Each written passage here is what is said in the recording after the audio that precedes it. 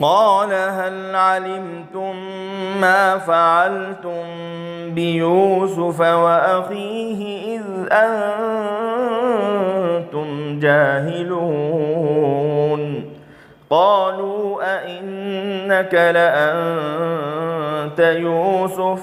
قال أنا يوسف وهذا أخي قد من الله علينا إنه من يتق ويصبر فإن الله لا يضيع أجر المحسنين۔ تو یوسف علیہ السلام نے کہا تمہیں یاد ہے جب تم نادا تھے تو تم نے یوسف اور اس کے بھائی کے ساتھ کیا سلوک کیا تھا؟ بھائیوں نے دریافت کیا کیا تم ہی یوسف ہو؟ یوسف علیہ السلام نے کہا ہاں میں ہی یوسف ہوں اور یہ میرا بھائی ہے۔ واقعی اللہ تعالیٰ نے ہم پر احسان فرمایا ہے، جو شخص تقوی اختیار کرتا ہے اور صبر سے کام لیتا ہے تو یقیناً اللہ تعالیٰ اچھے عمل کرنے والوں کا اجر ضائع نہیں فرماتا۔ قال هل علمتم، ظاہر ہے یہ استفہامیہ ہے برائے توبیخ، اور بعضوں نے خبر کے لیے بھی کہا ہے۔ مطلب یہ ہے کہ یوسف علیہ السلام اپنے بھائیوں کی اکڑ اور مزاج کی تمکنت اور خودداری سے بخوبی واقف تھے، لیکن آج انداز بدلا ہوا تھا کہ وہ انتہائی عاجزی اور بے پناہ انکساری کے ساتھ اپنے والد اور اپنے اہل و عیال کی خستگی کا تذکرہ کر رہے تھے اور احسان و سلوک کے طالب تھے۔ حضرت یوسف علیہ السلام نے آج جب والدین اور بھائیوں کی اس پریشانی کا حال سنا اور ان کی عاجزانہ درخواست اور نیاز مندانہ طلب کی مجبور کن حالت پر غور کیا تو دل بھر آیا اور ضبط نہ ہو سکا، برداشت نہ ہو سکا کہ خود کو چھپائیں اور راز کو ظاہر نہ ہونے دیں، اور غالباً اب خداوند قدوس کی جانب سے بھی اس بات کی اجازت مل چکی تھی کہ راز کو ظاہر کرنے کا بالکل وقت آ گیا ہے۔ چنانچہ فرمانے لگے کیوں جی تم جانتے ہو کہ تم نے یوسف اور اس کے بھائی بنیامین کے ساتھ کیا معاملہ کیا جبکہ تم جہالت میں سرشار تھے، عجیب و غریب صورتحال کے انداز اختیار کیے ہوئے تھے۔ اذا انتم جاہلون سے حضرت یوسف علیہ السلام کا مقصد بھائیوں پر لعنت اور ملامت نہیں بلکہ ان کی توبہ کو اجاگر کرنا اور انہیں اس بات کی طرف ترغیب دینا مقصود ہے کہ ذرا سوچو کہ تم نے بے خبری کے عالم میں جہالت کے دنوں میں کیا کیا کارہائے نمایاں انجام دیے۔ بھائیوں نے جب عزیز مصر کی زبان سے اس موقع پر ہر عالم تم ما فعلتم بیوسف واخیہ اذ انتم جاہلون کی بالکل غیر متوقع گفتگو سنی تو بالکل چونک گئے اور لب و لہجے پر غور کر کے ایک دم اچانک ان کو کچھ خیال آیا اور کہنے لگے کیا واقعی تم ہی یوسف ہو؟ یعنی اس حیرانی اور پریشانی میں تھے کہ ہم عزیز مصر کے دربار میں کھڑے ہیں، اس سے باتیں کر رہے ہیں، یہ بے محل یوسف کا ذکر کیسا؟ صورت و شکل اور گفتگو کے طرز و انداز کو اب دوسری نظر سے دیکھا تو یوسف کی شکل نگاہ کے سامنے پھر گئی اور سمجھ گئے کہ بے شک یہ یوسف ہے، یہی انداز لگتا ہے، مگر حالت موجودہ کے پیش نظر قدرتی طور پر یہ جرت نہیں ہو رہی تھی، ہمت نہیں ہو رہی تھی کہ یہ کہہ اٹھے کہ تم ہی یوسف ہو، بلکہ ایسے موقع کے مناسب لب و لہجے سے کہنے لگے کیا آپ واقعی یوسف ہی ہیں؟ عزیز مصر کی گفتگو هل علمتم کے بعد یوسف علیہ السلام کے بھائیوں نے جب غور و خوض سے کام لیا اور از اول تا آخر اپنے ساتھ عزیز مصر کے معاملات پر نظر ثانی کی تو کچھ عجیب و غریب معاملہ جب سامنے آیا کہ نفس معاملہ، لب و لہجہ اور شکل و صورت، جب یہ ساری باتوں پر غور کیا تو اس بات کا تو یقین ہو گیا کہ یہ عزیز مصر حقیقت میں ہمارے بھائی یوسف علیہ السلام ہی ہیں، مگر بہرحال تردد کی ایک کیفیت ضرور باقی رہ گئی تھی۔ سوال کا پیرایہ اختیار کر کے اسی تردد کو دور کرنا مقصود تھا، چنانچہ یوسف علیہ السلام نے اس تردد کو ختم کرنے کے لیے کہہ دیا انا یوسف وہذا اخی، کہ یقیناً میں یوسف ہوں اور یہ میرے بھائی۔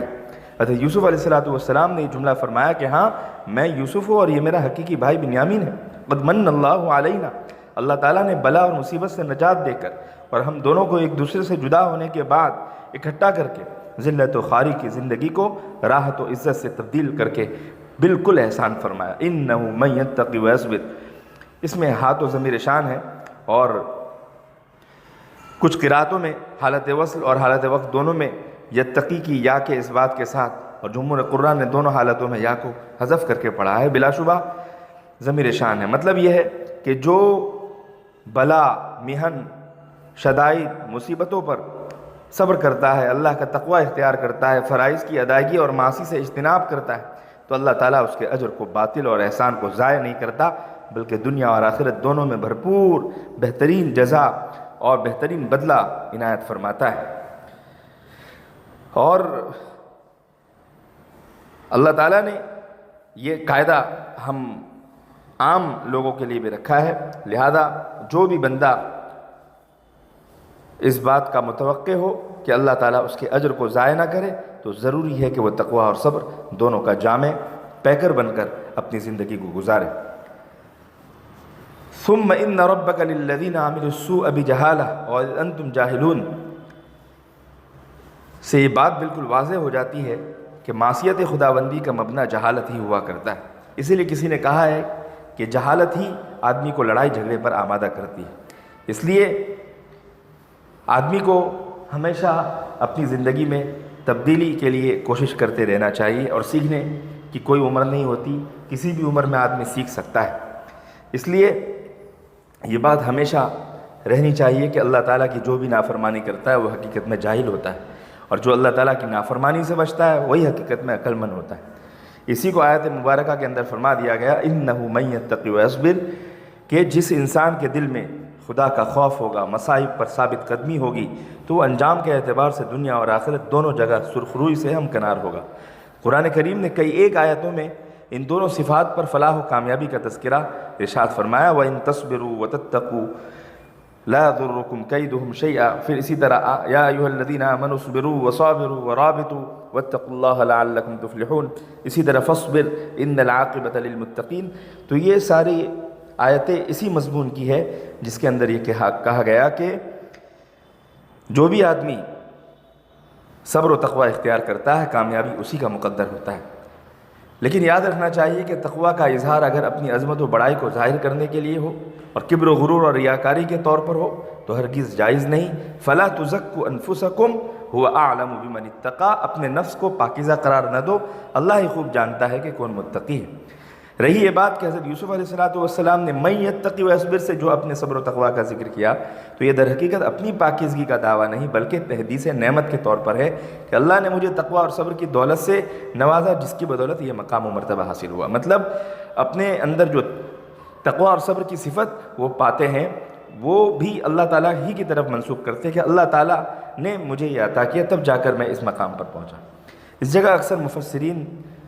خاص طور سے امام رازی، قاضی ثناء اللہ پانی پتی اور صاحب روح المعانی علامہ محمود آلوسی وغیرہ نے حضرت یوسف علیہ السلام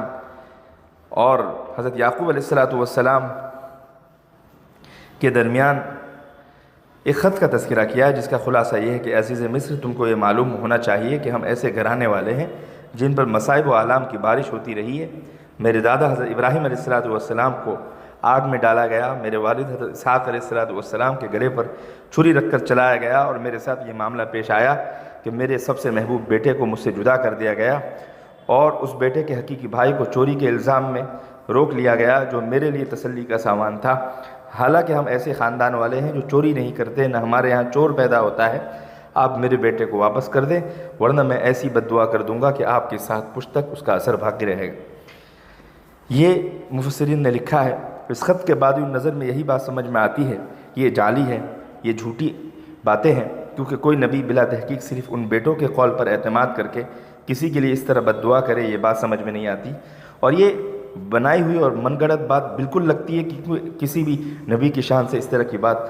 کا تصور نہیں ہو سکتا۔ خود ہم نے حضور اکرم صلی اللہ تعالیٰ علیہ وسلم کی سیرت مطہرہ کو دیکھا، کیسے کیسے حالات آئے، لیکن ہمیشہ ایک مثبت پہلو پر آپ نے سوچا، کبھی بھی آپ نے بد دعا نہیں دی، اور کسی نے